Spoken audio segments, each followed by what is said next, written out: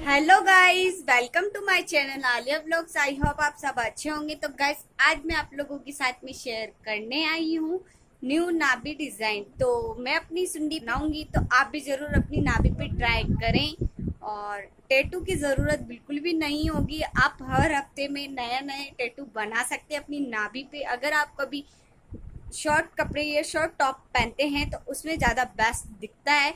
तो मैं अपनी नाभि पे अभी आपको डिज़ाइन बना के दिखाने वाली हूँ। तो वीडियो अच्छी लगे तो वीडियो को लाइक करना, कमेंट्स बॉक्स में कमेंट्स करके ज़रूर बताना कि आपको मेरा वीडियो कैसा लगा। अगर आपको मेरा वीडियो अच्छा लगता है तो आप मेरे चैनल को सब्सक्राइब कर लें।